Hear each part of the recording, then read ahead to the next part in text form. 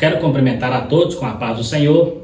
Chegamos à lição de número 11, onde estaremos falando sobre o culto na igreja cristã. Vamos ver sobre as suas diversas formas e o que significa cultuar a Deus, qual o seu propósito e muito mais será discutido neste vídeo. Se você tem chegado agora ao canal, quero convidar você a estar se inscrevendo para estar nos ajudando, também compartilhando se você gostar, dando seu like, ativando o sininho. Se tiver alguma dúvida, poderá estar nos chamando nos comentários. A partir de agora estaremos falando sobre esse importante assunto.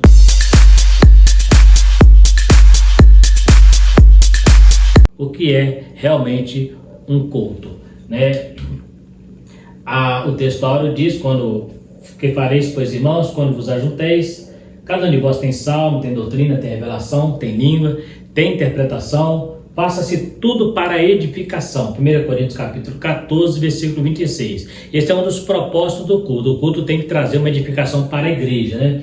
O culto é uma sublime forma de nos expressarmos em adoração, louvor, gratidão e total redenção a Deus. Então está aqui a nossa verdade prática. É uma forma de expressar a nossa adoração, nosso louvor, a nossa gratidão e também a nossa rendição a Deus. A introdução: nesta lição vamos estudar o culto cristão sob diferentes aspectos, pois precisamos conhecê-lo em sua natureza. Aqui veremos que o culto é santo e por isso deve ser solene. Assim também mostraremos que a glorificação de Deus e a edificação da igreja são os propósitos sublimes do verdadeiro culto cristão. Então, nós precisamos entender que para cultuarmos a Deus, precisamos estar glorificando ao Senhor, e também este culto deve trazer um crescimento, né? Quando se fala de edificação, fala de crescimento espiritual. A cada culto precisamos estar nos aproximando mais de Deus, expressando a nossa comunhão e reconhecendo a sua soberania diante da nossa vida, né? E por último, mostraremos também que todo culto também tem um ritual. No contexto da igreja cristã, destacaremos o papel da igreja e da adoração entusiástica na dinâmica pentecostal. Falaremos do culto cristão e também do culto pentecostal, né? Que fala adoração entusiástica, aquela que vem com mais ênfase, né? Então estaremos trabalhando um pouco dentro desse contexto também, dentro do meio pentecostal. Como vimos aqui, todo culto tem um ritual, né? A gente precisa entender um pouco isso. A palavra é uma forma da tradução da palavra liturgia, que significa serviço, predominante na Septuaginta. Estava relacionado ao serviço do tabernáculo, ou seja, nem sempre está relacionado à adoração, mas ao serviço propriamente dito. Está mais relacionado à forma de prestar um serviço litúrgico na igreja, ou seja, a palavra culto não aparece nos originais. Então, no original você encontra a palavra liturgia, que significa serviço. Então, todo aquele cerimonial igual você vê ali no tabernáculo, ali o sacrifício, aquilo ali é um culto, né? Mas muitas das vezes está mais relacionado ao trabalho em si do que a própria adoração, do que o próprio louvor a Deus. Então, o culto ele tem esse viés também, se tratando da liturgia e do ritual.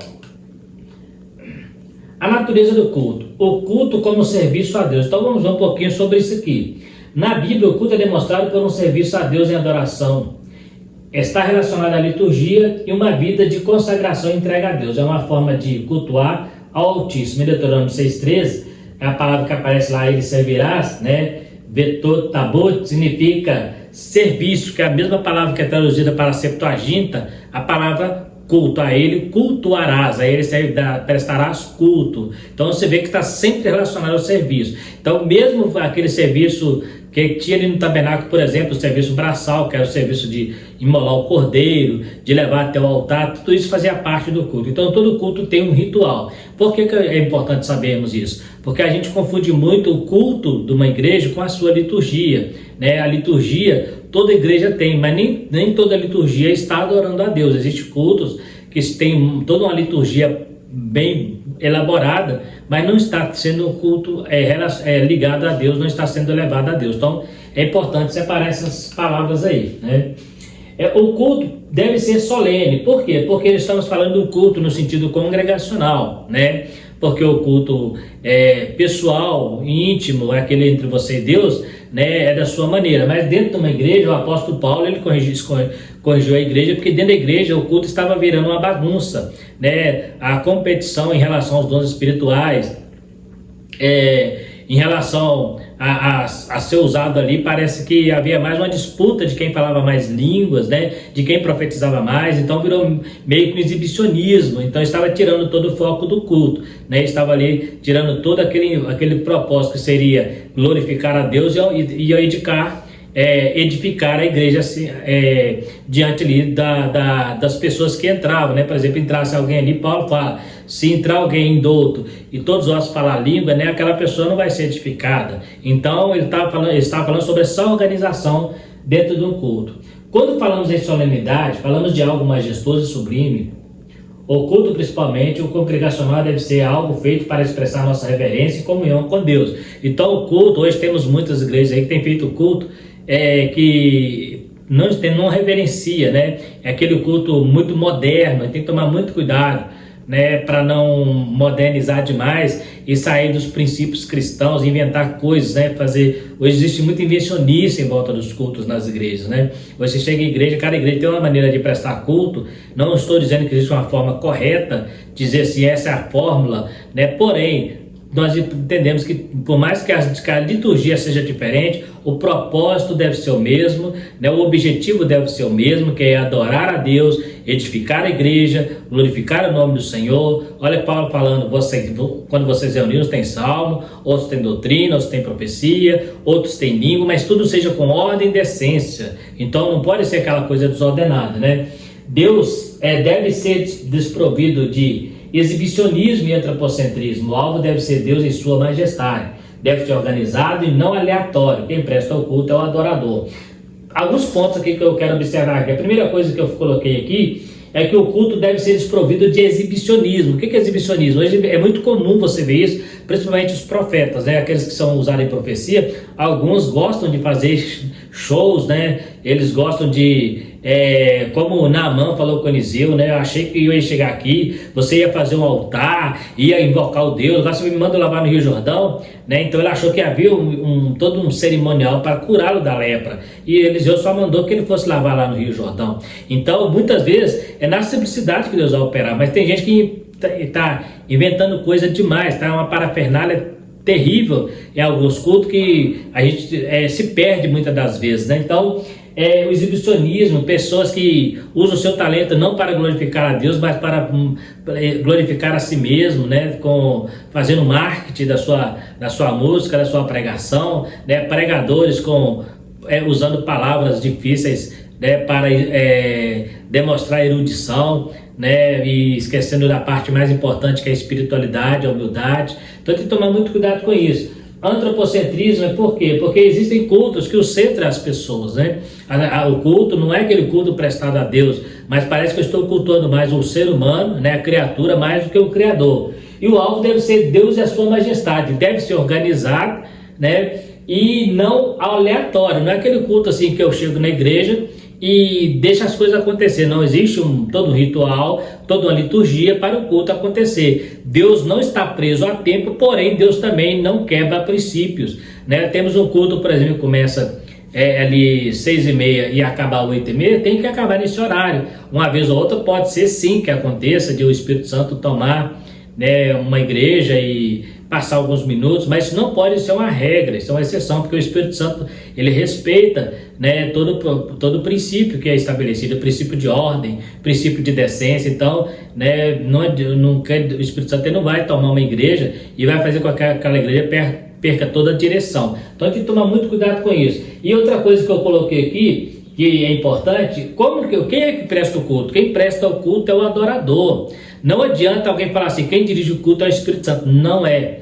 Preste atenção, não é o Espírito Santo que dirige o culto, ele dá a orientação, é diferente, ele nos orienta para que lado a gente vai, mas quem presta a adoração é o adorador. Então não adianta eu chegar na igreja e esperar que o Espírito Santo ele vai dar a oportunidade, igual no caso da Assembleia de Deus. Nós temos o hábito, né, de conjuntos cantarem, pregador, né, chamar alguém, não é o Espírito Santo que vai fazer isso, é o pastor que está dirigindo o culto, né? E a orientação qual é? É ficar embasado na palavra de Deus. Vai dizer que ele vai dirigir o culto? Não, lá no Velho Testamento ele não dirigiu o culto. Você não vai encontrar nenhuma vez na Bíblia, nem no Velho Testamento, nem no Novo, o Espírito Santo dirigindo o culto. Ele estava presente porque estava sendo cultuado. Ele estava presente porque ele estava sendo adorado. Então, é ele que está ali para receber a adoração. Então, ele não vai dirigir a adoração a si próprio, né? Quem dirige a adoração, quem vai realizar ali o culto, somos nós, e ele vai receber essa adoração. Então, ele pode sim orientar, mas para usar no dom da profecia, alguém tem que buscar o dom da profecia. E é ele que vai usar. Então, se ele precisar no meio do culto usar alguém em profecia, é ele que vai usar. Nós estamos falando do culto litúrgico, né? Tem gente que acha que chega lá na igreja, não, o Espírito Santo falou para eu dar oportunidade para alguém, para eu falar. Não, nem sempre. Isso não é regra. Pode acontecer sim, mas não é regra. A regra é que o Espírito Santo ele só vai dirigir aquela parte que lhe cabe, que é a parte da manifestação, por exemplo, dos dons espirituais. É quando se prega a palavra de Deus, é ele que convence o pecador. Então ele vai estar atuando junto no culto, né? Então a direção vai ser essa, a parte dele, mas a nossa parte é nós que fazemos. Por isso que existe a participação humana e a participação de Deus num culto litúrgico, num culto congregacional. Meu culto particular não. Culto particular eu mesmo presto pela Deus sem precisar de liturgia, digamos assim, né? Por que eu falei isso? Porque tem um comentário na nossa lição que dá a entender que, segundo um comentarista lá, no Manual de Cerimônias, que quem dirige o culto é o Espírito Santo. Não é. Culto litúrgico, quem dirige é o pastor. Agora, o culto espiritual, aquele culto que eu presto a Deus, ele pode, quando se trata da manifestação dos dons espirituais, aí ele entra junto, atuando. Mas por que ele está atuando? Porque a igreja está buscando a sua presença. Então, é bom entendermos isso aí. O culto é santo e por isso não pode haver nada fora do contexto cristão. Igual nós falamos aqui, né? O culto não pode ser tem que ser cristocêntrico. Não pode ter exibicionismo e nem antropocentrismo, onde o homem é o centro, né? Hoje tem muitos pregadores do Evangelho Coach, por exemplo, que fala muito sobre isso, que o homem é o centro do culto, é o centro de Deus. Não, Deus sempre será o centro da nossa adoração. No Antigo Testamento, as pessoas profanas não podiam participar da cerimônia. Por exemplo, a pessoa vai prestar um culto a Deus, mas ele está em pecado. Aí vem aquela pergunta: ele pode cultuar a Deus depois que ele se arrepende? Primeira coisa a fazer é buscar o arrependimento, é buscar o perdão, né? Então não adianta oferecer culto profano. No Velho Testamento, as pessoas que tinham problemas até mesmo com doenças, eles não podiam entrar no tabernáculo, né? No caso do leproso, o fluxo de sangue, eram tidas como impura. Então, para prestar um culto, tinha que ser pessoas que estavam santas, se santificaram. Presta atenção, santificação não é perfeição, mas é buscar a santidade. Então, são pessoas que realmente, para você oferecer um culto a Deus, se você observar no Velho Testamento, lá em Ezequiel, por exemplo, né? As pessoas faziam abominações dentro do templo, né? Ali Deus não recebe aquele culto. Então Abacuque também fala que as pessoas não estavam buscando a Deus na sua época. Malaquias, né? Oferecendo coisas, animais defeituosos, oferece ao teu príncipe, terei agrado de ti, está lá na palavra de Deus. Então eu preciso oferecer a Deus o meu culto, mas o meu culto ele tem que partir do meu arrependimento. Então não adianta eu querer cultuar a Deus e estar em pecado e não confessar meu pecado. Deus não vai receber o meu culto se primeiro eu não confessar minhas falhas, né? Porque tem gente que acha que eu posso ir na igreja, cultuar a Deus e lá fora continuar pecando, escandalizando o nome de Jesus. Ou seja, você cultua ele aqui, escandaliza ele lá fora. Esse tipo de culto Deus não aceita. O culto tem que ser puro. Observa que Abel e Caim, todos dois estavam fazendo um sacrifício a Deus. Aquilo ali é o culto. Mas Deus atentou para de Abel porque era sincero e não atentou para de Caim, porque Caim era vaidoso, Caim é invejoso. Então são dois sacrifícios. Ele ofereceu do fruto da terra porque é o que ele fazia, ele era lavrador, não tinha como ele oferecer cordeiro. E Deus não rejeitou Caim por causa do fruto, mas sim por causa da maneira como ele prestou o culto. Então é importante entender isso aí. Deus não rejeitou a oferta de Caim, não é porque não era cordeiro, é porque a maneira que ele prestou, tipo, se você fizer o bem, não haverá aceitação para ti. Então ele estava oferecendo um culto a Deus, mas com vaidade, com orgulho, com inveja. Deus não aceitou a oferta de Caim, contudo, a de Abel que foi sincera. Então o culto a Deus precisa ter sinceridade para que seja aceito, né? Não adianta eu chegar numa igreja e querer cultuar a Deus sem confessar meus pecados, estar brigado com alguém na igreja, com algum irmão, né? Estar com pendências no mundo espiritual que precisa ser consertado. Então é importante a gente tem essa visão aí. Então, cultuar a Deus tem que ser coisa, tem que estar pura. Observe que no Velho Testamento era assim, isso não mudou. Ananias e Safira morreu diante dos apóstolos porque estava oferecendo uma oferta. A oferta também é uma maneira de cultuar a Deus. Só que eles ofereceram mentindo, então eles morreram por causa da sua mentira. Né? Se tivesse guardado, não seria tua. Então, ofertar também é uma maneira de cultuar a Deus. Mas eles estavam cultuando da maneira errada. Então, não venha com essa que eu posso cultuar a Deus de qualquer maneira, que não pode. O culto precisa ser santo. E as pessoas que cultuam precisam estar se santificando a cada dia.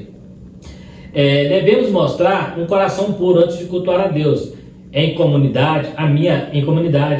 A minha vida deve exaltá-lo, sendo o culto, o serviço prestado a Deus, ele deve ser exercido tanto na conduta quanto no modo de vivermos. Então, na minha vida cotidiana, então eu preciso estar cultuando a Deus, mas lá fora as pessoas precisam olhar para mim e eu lá continuar sendo um testemunha viva da graça de Deus, porque tem gente que cultua a Deus dentro da igreja, mas lá fora ele escandaliza o nome dele. Então, tanto na minha conduta quanto no meu modo de viver, eu preciso estar cultuando a Deus. Então, adorar a Deus, né? É interessante que quando falamos de culto, pelo menos 3 palavras estaremos sempre falando nelas. Primeiro é o ritual, a liturgia, e a palavra adoração, que a palavra adoração aqui aparece na Bíblia, relacionada à palavra culto. Então, sempre que você vê adoração, está falando de culto, ou seja, ele tanto individual quanto seja no coletivo. É uma maneira de adoração ao Senhor. Então, a adoração tanto no Velho Testamento quanto no Novo está mais relacionada ao culto. E Paulo fala que quando você reúne, cada um de nós tem algo a oferecer para a igreja, no sentido congregacional. Um tem doutrina,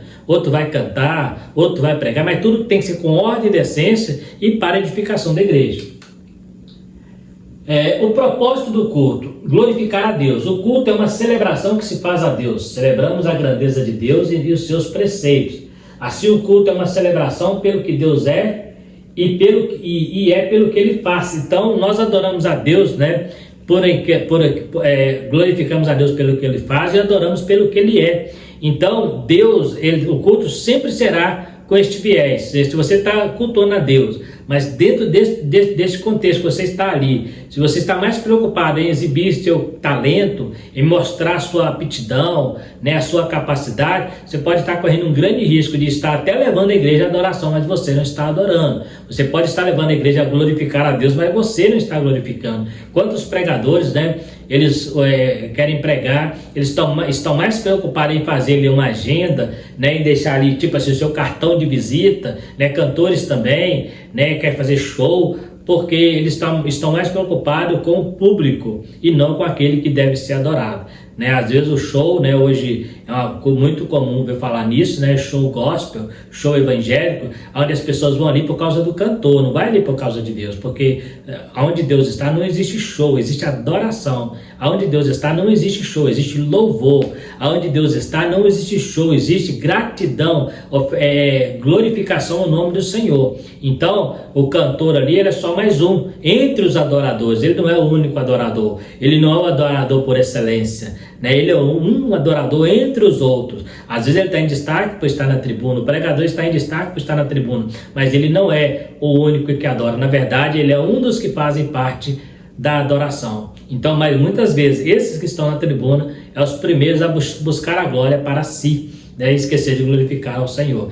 E muita gente que vai atrás dessas pessoas, né? Tem gente que vai à igreja, não é por causa só da adoração. O cantor fulano vai estar lá, o pregador fulano vai estar lá. Então ele não está indo para adorar a Deus, está indo lá por causa daquela pessoa.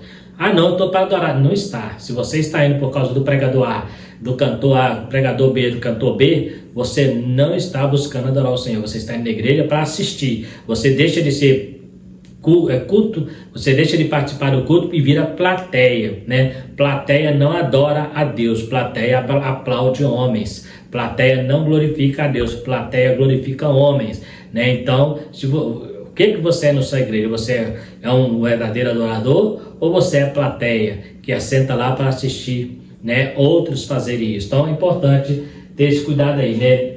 E o salmista no Salmo 48 fala que a adoração tem que celebrar a grandeza de Deus, a sua magnitude, né, a sua soberania. Então essa é uma das funções do culto, é reconhecer quão grande é o Senhor em nossas vidas, né? Quão grande é o Senhor e digno de ser louvado, né? Como diz o Salmo lá, quão grande é o Senhor e digno de ser louvado. Se você precisa entender isso, esse é o foco. Muitas vezes a gente vê, principalmente no meio pentecostal, algumas pessoas, como nossos cultos são bastante avivados, né? É muito glória a Deus e aleluia. Então, costuma algumas vezes isso acontecer, de não acontecer tanto esse glória a Deus e aleluia, e as pessoas falam assim, não, o culto hoje foi frio. Na verdade, o culto é frio quando eu estou frio. O culto está gelado, como a gente costuma dizer, quando eu estou gelado. Porque independente do que está acontecendo à minha volta, Deus, Ele está ali para receber a minha adoração. Independente do que está acontecendo, independente do pregador ser bom ou não, do cantor ser bom ou ruim, não importa. Deus está ali para receber a minha adoração no meio daquela congregação. E se todos na congregação pensar dessa maneira, um ou outro vai falar que o culto é frio porque ele não adorou a Deus. Mas se você adorar a Deus, o culto pode ser frio para lá, mas de você para Deus vai ser aquele culto fervoroso. Você vai falar como o profeta Elias, se eu sou homem de Deus, desça fogo do céu. Ele estava diante dos soldados ali, né, que queria prender, né? Então Elias, ele mostrou ali que ele era um homem de fogo, né?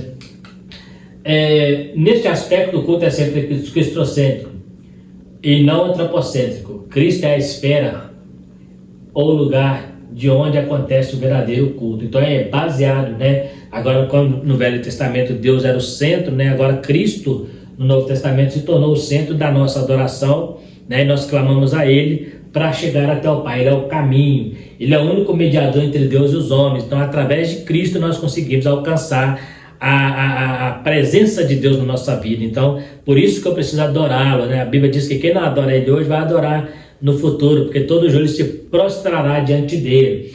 O Eterno, Ele é o eterno sumo sacerdote.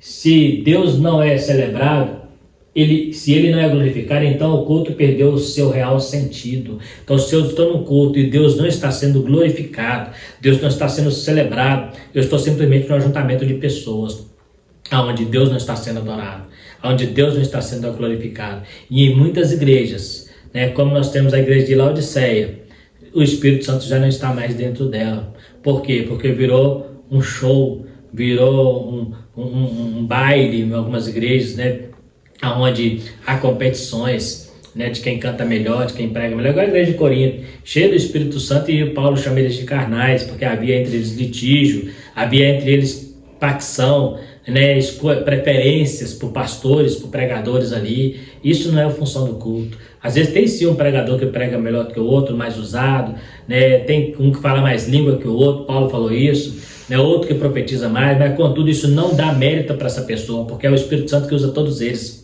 A gente precisa focar em quem usa, não é em quem está sendo usado. Nós precisamos focar em quem usa, em quem está agindo e não em quem está sendo usado como instrumento. Se um fala mais língua do que o outro, não importa, o Espírito Santo é o mesmo. O que permite um falar mais, o que permite outro falar menos. Isso não caracteriza a santidade, caracteriza a edificação da igreja, um culto realmente espiritual, onde o Espírito Santo atua. Então Paulo falou para a igreja de Corinto, vocês são carnais. Inclusive na ceia ele fala sobre isso, né? Que eles ajuntavam para comer e para embriagar, porque até a ceia eles levavam de qualquer maneira. Falamos na lição passada sobre a ceia, né? E a ceia era banalizada na época da igreja de Corinto. Então você vê que era muita coisa. Uma igreja que ele falou assim, nenhum dos dons vos falta, vocês têm todos os dons espirituais, mas sois carnais, banaliza a ceia, há entre vós litígio, há entre vós que levam o irmão à justiça, né? Há entre vós pessoas que escolhem obreiros, tem preferência por obreiros, e é para eu plantar, Paulo regou, mas quem dá o crescimento é Deus. Então ele mostrou que Deus sempre será o centro da nossa adoração. E se estamos num culto onde Deus não é celebrado, Jesus não é glorificado, este culto perdeu totalmente o seu sentido. Virou só um ajuntamento de pessoas, uma religiosidade farisaica, aonde não há espiritualidade alguma, né? Quando não se cultua a Deus, de fato, há cultos que não cultuam a Deus, acabamos de falar. Então tem cultos que a pessoa faz, liturgicamente falando, né, que não estão cultuando a Deus. Paulo censurou os coríntios, afirmando que quando vos ajuntais num lugar, não é para comer a ceia do Senhor. Ele fala assim, mas é para comer e embriagar. Era como se disse, o que vocês estão celebrando não é a ceia, né? Não está ceando, não era um culto que eles estavam fazendo, né? Não daquela maneira. Então o que eles faziam para Paulo ali na ceia, que era um cerimonial, uma lembrança, né? Falamos sobre isso. até que Cristo venha, isso não estava sendo celebrado. Por quê? Porque eles não esperavam, nem uns pelos outros. Estava tendo ali, os ricos chegavam primeiro, comiam e deixavam os pobres sem nada. Então, se você um come demais, o outro está embriagando. Não há efeito naquela ceia, não há efeito naquele culto ali. Então é importante. Paulo está orientando a igreja de Corinto, exatamente, inclusive também, né, na questão da ceia. Não era um culto em que eles estavam fazendo, não daquela maneira. Infelizmente, há muitas reuniões invernizadas para que se pareçam com um culto, mas de fato não são. Não, então, existem muitas igrejas, né? Quando vamos falar aqui igreja no sentido de organização, existem muitas igrejas onde eles fazem tanta coisa dentro do culto, né, que na verdade o Espírito Santo ele não atua naquela igreja. Ali não há uma verdadeira adoração. Há mais para uma representação, parece mais um show, né, do que realmente um culto de adoração, né, de um desfile da igreja. Parece mais um desfile de moda. As pessoas vão ali para exibir, né, sua posição, né. Então é muito perigoso a gente estar numa igreja e perder a essência que é a adoração. Todo culto tem que adorar o nome do Senhor. Infelizmente, parecem reuniões profanas, tanto na sua forma quanto na sua essência. Não busca glorificar a Deus. Reunião profana, o comentarista está falando não no sentido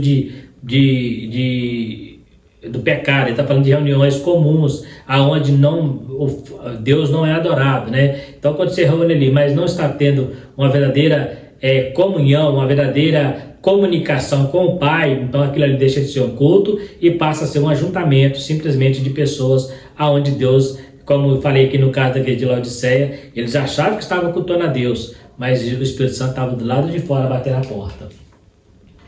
Edificar a igreja. Um dos propósitos principais do culto é trazer a edificação à igreja. Assim, na esfera do culto, tudo deve buscar a edificação. Então, o culto ele é uma maneira de crescimento, de unir, de trazer essa comunhão entre os irmãos e entre a igreja no sentido congregacional com Deus. Então é uma edificação. A cada culto que fizermos, nós precisamos entender que estamos sendo edificados em Cristo, que é a pedra fundamental, o nosso fundamento. Então, se eu sair fora desse viés, na verdade eu não estou sendo edificado e não estou trazendo edificação. E Paulo fala que se você estiver cultuando a Deus, vai entrar pessoas que através do seu culto vai querer buscar o seu Deus também.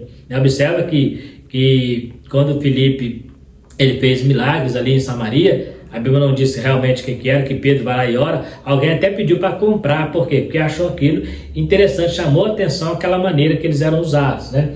Então, nós temos aqui o verbo grego, kodomero,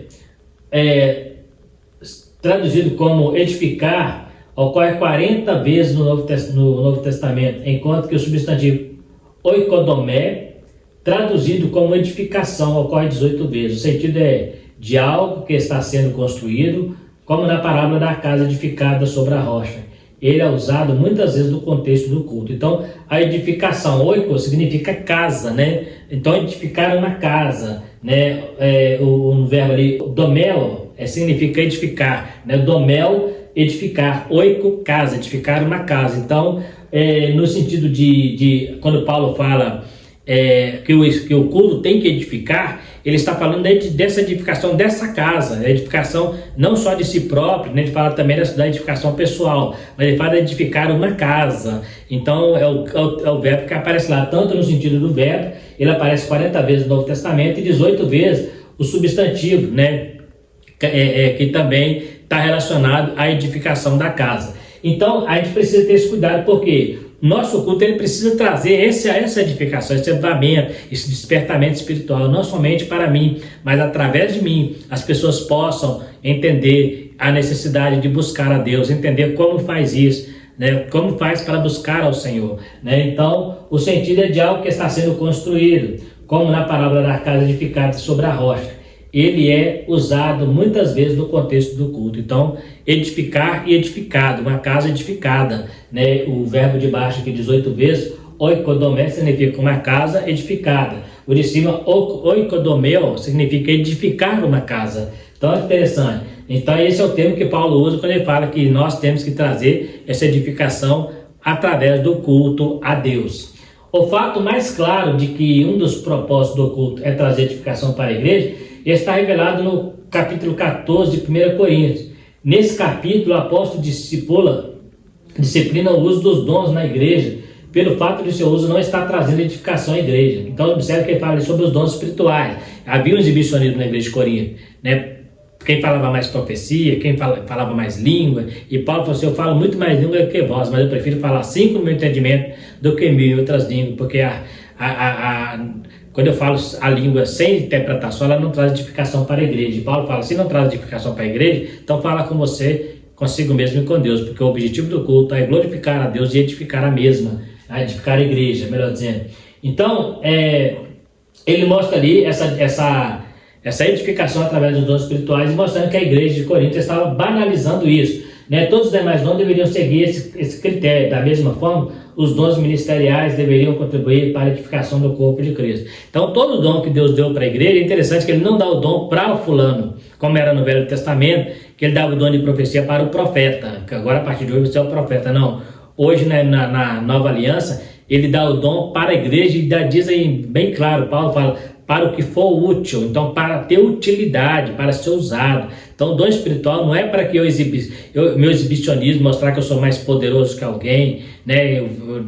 Não, é para mostrar que Deus é poderoso e que da mesma maneira que Ele me usa, Ele pode usar qualquer outra pessoa. Não é mérito meu, não é pelo tanto que eu jejuo, pelo tanto que eu oro, é a graça de Deus, e essa graça alcança a todos. Então, assim como quando você vê alguém que é muito usado no dom, evidente que ele tem buscado mais do que nós, quem sabe. Mas se você buscar, você tem o mesmo acesso. A fonte está aberta a todos. A fonte do Espírito Santo para os dons espirituais, para buscar o poder de Deus, está aberto a todos, né? Então, não é privilégio de A ou B. Não é porque alguém é melhor que... Não, muito pelo contrário. É a graça de Deus. Grave isso. Então, se você quer ser usado pelo dom do Espírito Santo, a oportunidade você tem, é buscar na fonte, né? Não é ficar olhando para outro, né? Vou lá buscar, lá tem um homem que faz cura, né? Observa que Naamã, ele não tinha nascido alguém que pudesse curá-lo, mas a menina falou, lá em Israel tem um homem de Deus, que se ele tivesse lá, ele seria curado, né? Ele vai para onde? Ele vai para o rei. Quando ele chega no rei, o rei fala assim, sou eu Deus, porque tem poder para curar?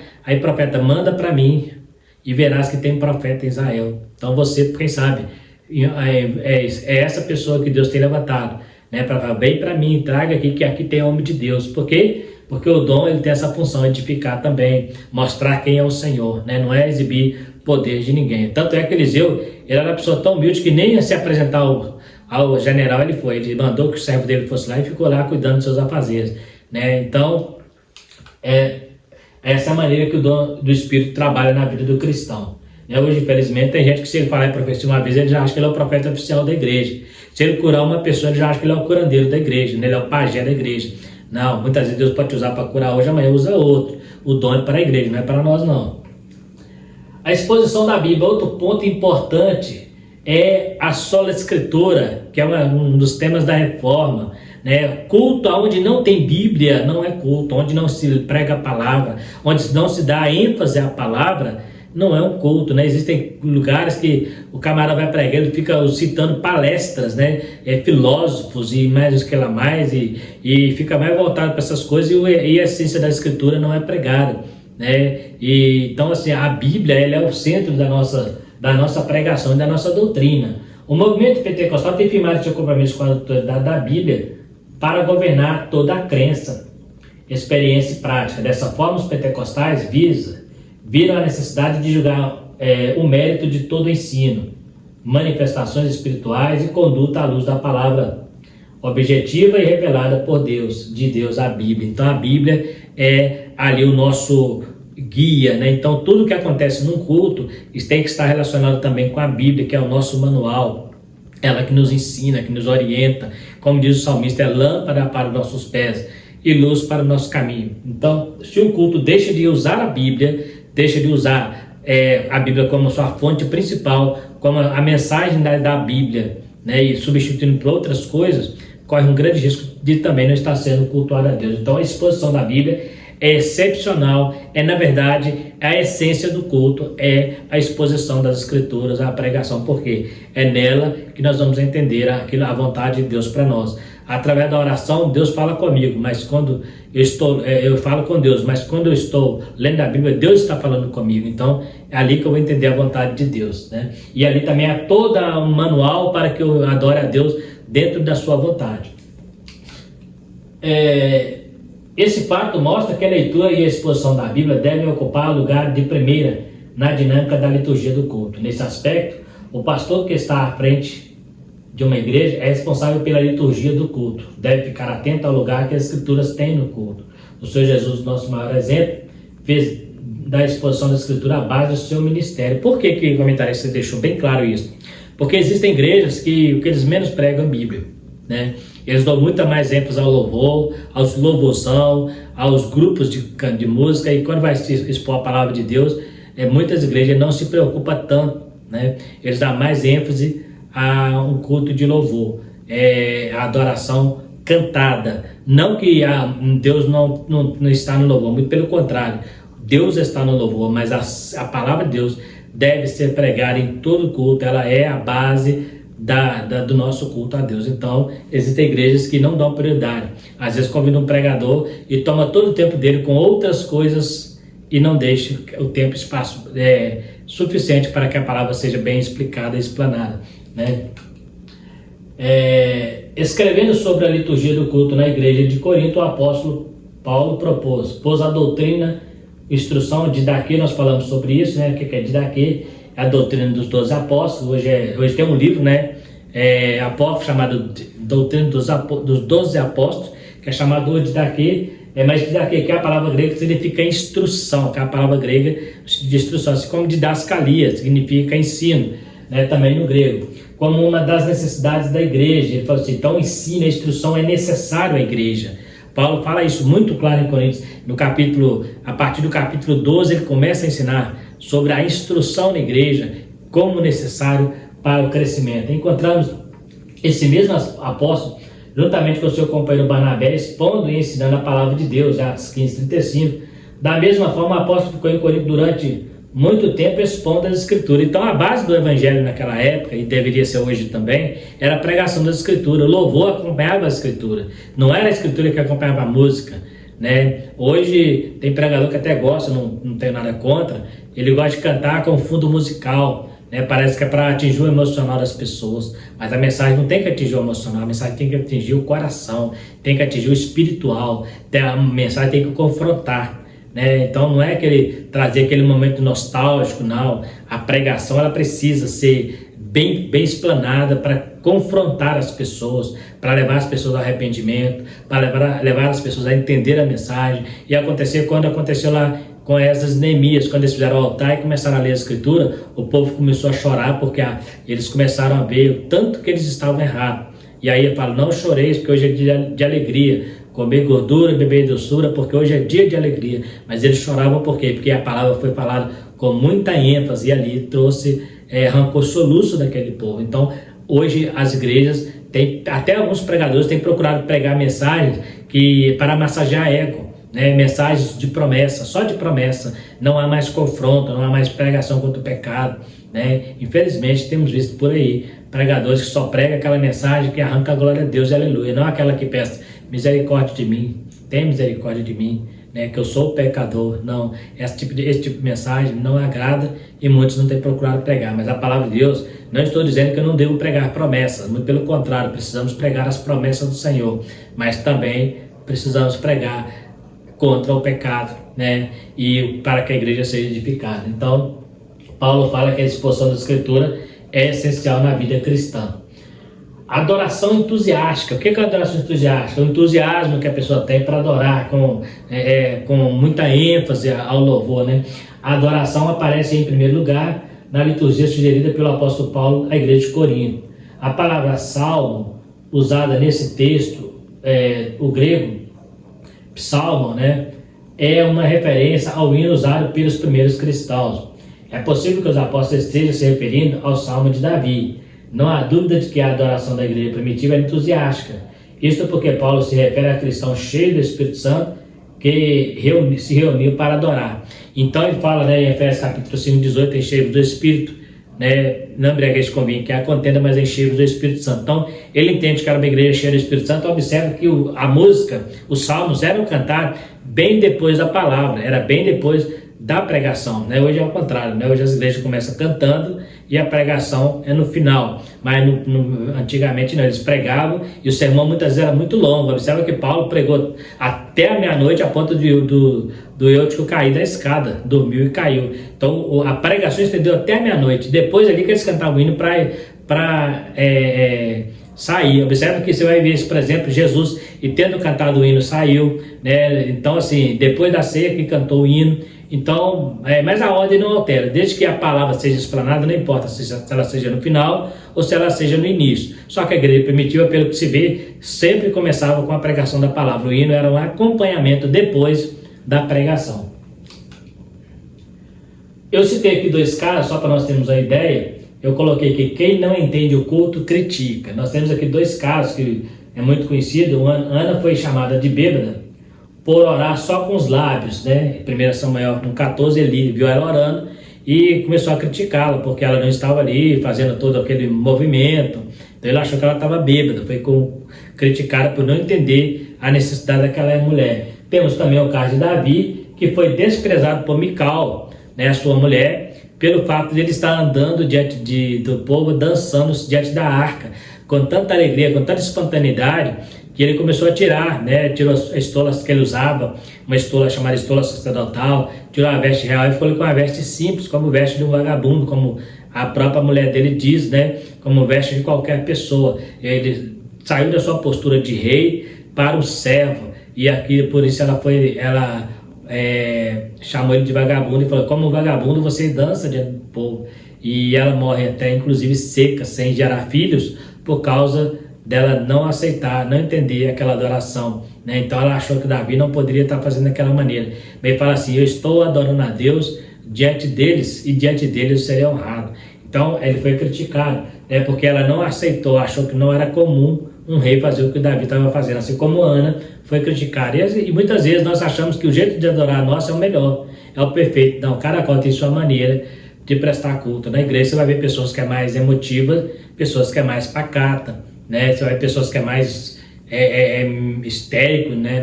No glória a Deus, pessoas que é mais silenciosa. Mas você não pode falar que aquela pessoa que é mais silenciosa seja mais fria do que a histérica. Muito pelo contrário, às vezes pode ser o contrário. A histérica que é mais fria e está querendo demonstrar na sua carnalidade. Não estou dizendo que é o caso, mas pode ser invertido os papéis, porque a adoração é muito particular e individual. Então Deus sabe quem realmente ali está adorando a Ele, né? O lugar de adoração no culto pentecostal. No grande teólogo pentecostal, William Mendes, né, destaca o lugar que a adoração tem entre os pentecostais. De acordo com ele, desde o começo, os pentecostais foram conhecidos no mundo pelas reuniões de cultos alegres e ruidosos, né? Nossos cultos, né, assembleanos, por exemplo, Deus amou, os pentecostais mais, né, mais de raiz, os cultos são mais fervorosos, né? Não estou dizendo que outros cultos Deus não esteja presente lá, não é isso que eu estou dizendo. Mas estou dizendo que nós, como damos muita ênfase ao movimento do Espírito Santo, né? Aí eu volto àquela questão que eu falei, tem no nosso meio muito comum você encontrar pessoas mais eufóricas, né? Mais histéricas para glorificar a Deus, e a gente gosta disso, né? Os pentecostais gostam de culto onde há um mover mesmo, onde há um balançar, né? Como aconteceu lá no cenáculo, as paredes balançaram, né? O terremoto ali com a oração daquele povo. Então os pentecostais gostam, né? Eu sou pentecostal, eu gosto desse tipo de culto, né? E a gente sente muito bem quando isso acontece na igreja. Por isso que quando não acontece, alguns de nós falam: o culto está frio. Por quê? Porque a nossa marca, né, é aquele mover mesmo, né? Aquele mover, não aquele mover infantil, não aquele mover de meninice, como a gente vê na internet por aí, né? Não é aquilo não. Eu estou falando do mover mesmo, onde as pessoas glorificam a Deus com sinceridade, sem molecagem, porque existe muita molecagem no meio pentecostal e falando que aquilo é o Espírito Santo, né? Se você for na internet aí, tem um pastor aí que ele sobe na pilastra onde ele está lá e começa a bicar lá. Aí o pessoal começou a brincar lá e zoar ele, chamar o espírito do pica-pau. Não, então cuidado, esse tipo de meninice aí, pular em cima de púlpito, sair chutando caixa, fazendo essa bagunçada na igreja, essa coisa desordenada. Não é isso que é Pentecoste. Né? Não é isso que é Pentecoste. Pentecoste ele transforma assim, ele faz você dar glória a Deus, aleluia, mas ele transforma a vida. Ele não faz bagunça, não expõe ninguém a um ridículo. O Espírito Santo não expõe ninguém a vergonha, né? Ele não faz bagunça. Paulo fala aqui, ó, Faça tudo com ordem e com decência. O Espírito Santo não é indecente. Ele não faz algo que nos faça parecer loucos, não. Ele nos faz algo que nos faça parecer homens e mulheres de Deus. Se você está fazendo algo que te faz parecer louco até dentro dos crentes, cuidado, pode não ser movimento pentecostal, pode ser carne, e você está comparando isso a Pentecostes. A gente vê muito na internet, né, as pessoas dançando, e o pessoal gosta até de brincar com essas coisas, também não mexo, entendeu? Mas eu não concordo que isso é movimento pentecostal. Quando um pentecostal de verdade, ele tem pudor, ele tem decência, ele tem bom senso, né? Não é aquela pessoa maluca que sai pulando e chutando caixa e dando cambalhota. Não, isso não é coisa de pentecostal, isso é invencionista de neopentecostal. Isso era visto nas reuniões de oração nas quais todos os presentes, coletivo e eloquentemente, derramavam o coração perante Deus em oração e louvor. Isso também acontece no levantar as mãos como uma resposta à percepção de que Deus se faz presente. Faz parte também da liturgia pentecostal louvar a Deus em alta voz e exercitar os dons espirituais durante o culto. Isso é muito comum em nosso meio, né? Os cultos, nós somos avivados, nós gostamos de cantar, pregar, né? Então, é interessante que a gente confunde muito o Espírito Santo. Ele até produz algum barulho, mas barulho não produz movimento do Espírito Santo. Alguém disse, mas no Pentecoste eles oravam tão alto, tão forte, que as paredes tremiam. Mas presta atenção, quando alguém murmurou lá fora, Pedro ouviu. Se eles estivessem todos gritando, histéricos, Pedro não teria ouvido a murmuração lá de fora. Mas quando eles falaram assim, esses homens estão bêbados, Pedro lá dentro, no meio dos 120, Pedro ouviu. Então significa que ele realmente estava orando ali uma voz entusiástica, porém moderada, a ponto dele conseguir ouvir murmurações. E ele levanta mais os 11 e fala, isso aqui é o mover do Espírito Santo. Então, essa ideia de que ali havia um reteté, e tinha gente dando pirueta, não tinha nada disso ali. Foi uma coisa muito centrada, muito bom senso, né, muito equilibrada, né, e entusiástica ao mesmo tempo, cheio de Deus, mas com muita reverência, com muito pudor. Não houve nada que exagerasse. O povo considerou eles bêbados por causa da língua estranha. Não é por causa que eles estavam cambaleando, não. Não é porque eles estavam trocando as pernas, não. É porque eles estavam falando uma língua que eles não entendiam. Então embolou a língua, eles entendiam que era bêbado. Mas é nesse aspecto aí. Então tem que tomar muito cuidado para não achar que esse movimento que existe por aí é Pentecoste. Nesta lição vimos que os princípios que devem reger um culto cristão, que deve reger o culto cristão. O culto não pode ser de qualquer forma, pois ele tem princípios e normas para seguir.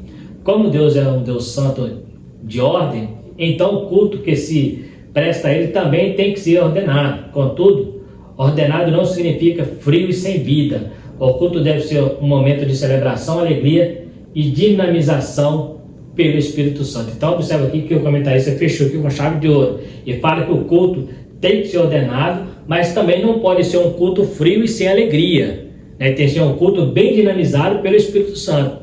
Então, por quê? Se eu estou cultuando a Deus, é um momento de estar alegre no meu coração, é um momento de adoração, louvor a Deus, parte da minha alegria ao Senhor, da minha alegria aqui de adorar o Senhor. Então não pode ser algo forçado, né? Não pode ser algo assim que o pastor mandou, né? Que tem que fazer isso, não, tem que ser espontâneo, né? Eu não gosto desses pregadores que ficam mandando a igreja dar glória a Deus. Eu não gosto desses pregadores que ficam mandando se falar, fala isso para o outro, fala isso para fulano, né? Isso aí é técnica de palestrante, não é técnica do Espírito Santo, não. O Espírito Santo ele que pode me mandar fazer isso, mas pregador não. Dá glória a Deus aí, o cara, glória a Deus. Se você manda um aleluia, eu quero ver um aleluia maior. Você está dando aleluia para homens? Não, você dá glória a Deus e aleluia para Deus, né? Eu não ouvi um amém, eu quero ouvir um glória a Deus. Você quer ouvir, vai ouvir, então que ele dê glória a Deus, né? Esse negócio de pregador ficar tentando manipular a igreja para adorar o Senhor, isso não funciona, né? A igreja precisa ter consciência da sua responsabilidade em glorificar ao Senhor. A igreja precisa ter consciência da sua responsabilidade de adorar o Senhor, independente de quem está pregando, independente de quem está cantando. O seu culto precisa ser prestado a Deus, independente do que está acontecendo à sua volta. O seu culto precisa ser prestado a Deus. Eu não preciso esperar que alguém mande fazer isso. Eu não preciso esperar que um pregador venha de fora e comece a manipular, né? Eu conheci um pregador que ele tinha mania de falar assim, os irmãos de lá de cá dá glória a Deus, os do outro lado dá aleluia. Agora vou inverter, os daqui dá aleluia, dá glória a Deus, daqui dá aleluia. E a igreja entrava nessa molecagem, né? Que para mim é uma molecagem. porque o Espírito Santo não recebe esse tipo de glória a Deus. O glória a Deus, aleluia, que eu falei, porque alguém mandou, não estou glorificando a Deus, estou glorificando a pessoa que mandou. Porque para eu glorificar a Deus, tem que partir do meu coração. Eu tenho que sentir o desejo de glorificar ao Senhor, de glorificar ao meu Deus, né? Isso tem que partir de mim. Eu não posso fazer isso porque alguém mandou, porque senão eu estou sendo um fariseu, aquele culto falso, mentiroso, né? Bonito por fora, como diz o comentarista, invernizado, mas não cultuou ao Senhor. Então nós aprendemos aí que um verdadeiro culto, ele tanto no individual quanto no coletivo, ele tem um propósito de edificar a si mesmo e edificar a igreja, um propósito de glorificar ao Senhor. Cristo é o centro do culto, ele é o centro da nossa adoração. Nada pode sair desse viés, nada pode sair deste caminho. Cristo é o centro da minha adoração. Tudo que eu faço no culto tem que ser dele para ele e não para o homem. Então eu vou estar glorificando a Deus junto com o pregador e não por causa do pregador. Eu vou estar glorificando a Deus junto com o cantor e não por causa do cantor. Eu vou estar louvando a Deus junto com a igreja, não por causa da igreja, porque eu faço parte daquela adoração. A Bíblia diz que quando inaugurou o templo de Salomão, a fumaça que desceu lá foi tão forte que eles tiveram que sair do templo, porque não conseguiam ficar em pé diante da glória que estava ali. Então é importante entender isso. A adoração, ela tem que ser espontânea, ela tem que partir de você. Não adianta você dar glória a Deus porque alguém do lado deu. Não adianta você ficar preocupado porque alguém está dando glória a Deus, você não está dando. Isso parte de você. O que está acontecendo à minha volta não me interessa. Interessa é Deus estar no centro da nossa adoração. Então esta é mais uma lição onde falamos sobre o culto na igreja cristã. Graças a Deus chegamos aí, né? Estamos para terminar esse trimestre. Você que ficou até agora poderá estar se inscrevendo, você que ainda não é inscrito, para estar nos ajudando. Também, se você gostar, está compartilhando o vídeo, dando likezinho para nos ajudar e ativando o sininho para que você receba as próximas notificações das próximas aulas. Lecionamos aqui nesse canal a lição de adultos e também a lição de jovens. Então você é convidado a estar participando, inclusive a lição de jovens. O assunto é praticamente o mesmo. Estaremos falando sobre a doutrina cristã no culto, né? A doutrina no culto cristão, que está muito relacionado a esse assunto aqui. Você também está convidado a assistir a aula dos jovens que nós ministramos lá também. No mais, quero agradecer a todos vocês que foram até o final e que Deus possa abençoar e até a próxima aula, se Deus quiser.